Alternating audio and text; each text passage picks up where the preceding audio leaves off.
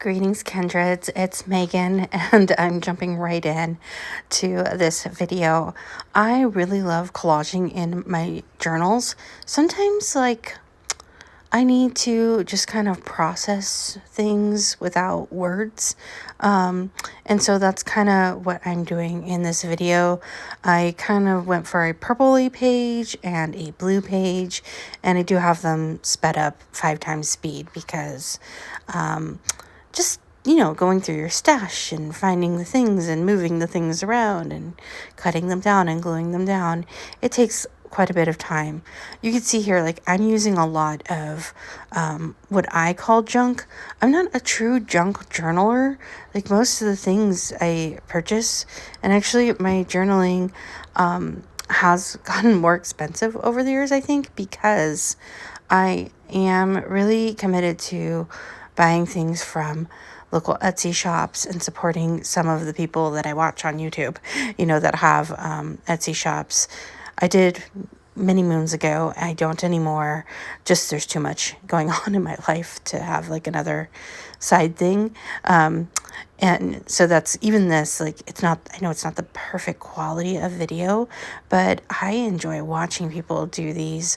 So I thought I would do them myself, But yeah, you could see the backings of things I love to use, or that big blue piece with the birds. That's actually part of a card I got from a pen pal. Sorry, in the background you may hear my dog drinking water, but I often say in these videos, this is real life realness. And I just kind of wanted to, create a little bit and spend some time with you. So I am I love the cottagecore aesthetic. I love all the 90s nostalgia stuff from when I grew up. I really love the woodland forest fairy aesthetic. So I feel and I also love Regency period pieces.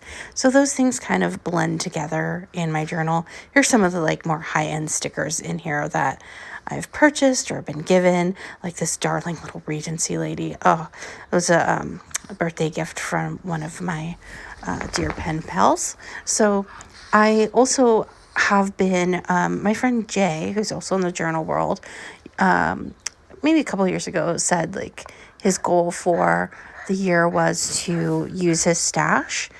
And sorry, animals always want my attention right when I'm trying to do a video. So if you hear panting or drinking, that's my beloved little Boston Terrier, Bogey. He's 4 years old now. I can't believe it. Anyhow, so I loved that, use your stash. And that's very much what I'm doing here. That purple witch, I've been hoarding her.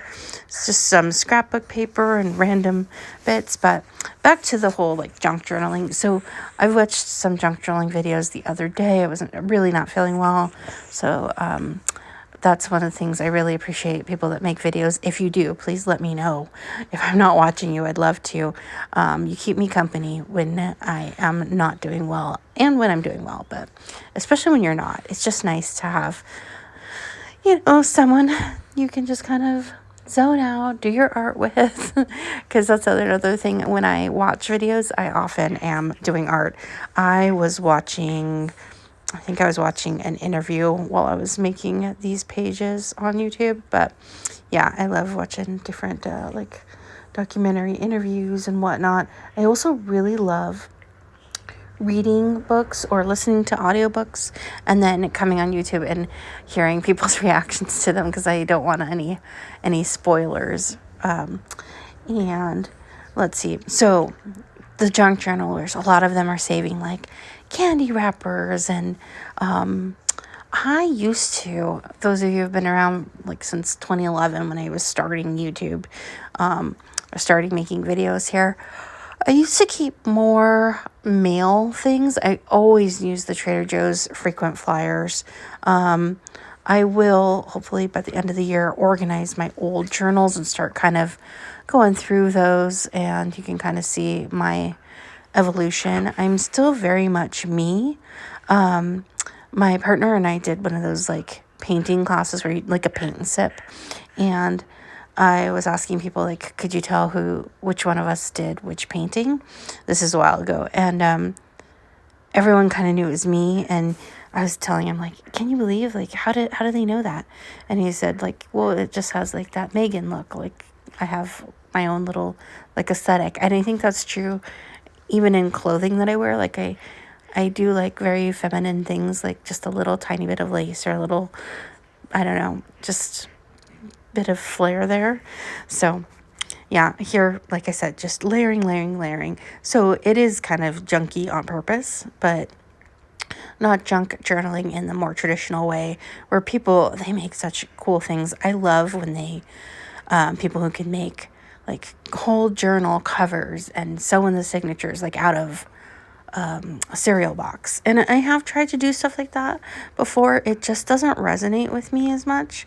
Like, you know how there's things you can really appreciate, but it's just not your thing. Like, I've tried a couple times to get into knitting or crocheting, and I think I would love that. I love to have my hands busy all the time. Shocker if you watch this video, right? But like when I'm watching TV, like I think it would be calming, but it hasn't clicked yet. But I love, love, love handmade things. I love quilts. I love, like old doilies that people would put like on their pianos and whatnot. And so this page is getting really blue. I think that scrapbook blue looks like a whale flying through the page now that I'm looking at it.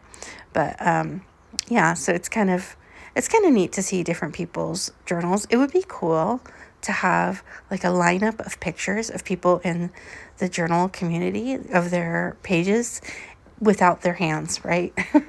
And because I feel like your hands kind of give you away, or your clothing, or nails, whatever, rings and things like that. But and I'm not wearing any rings on this because I had just gotten out of the shower and my hands were like kind of swollen. But yeah, it'd be cool if you had, like Danny's page, Megan's page, so on and so forth, and people would know who we are just from our art, because I do think we all have like our own little look or aesthetic. I was writing actually in this other journal. If you saw my last video, I'm trying to finish up those last pages. And I was writing a lot about ghosts, and I love a good ghost story. This is not that though. It's more like I was writing not about literal ghosts, but like the ghosts in our head.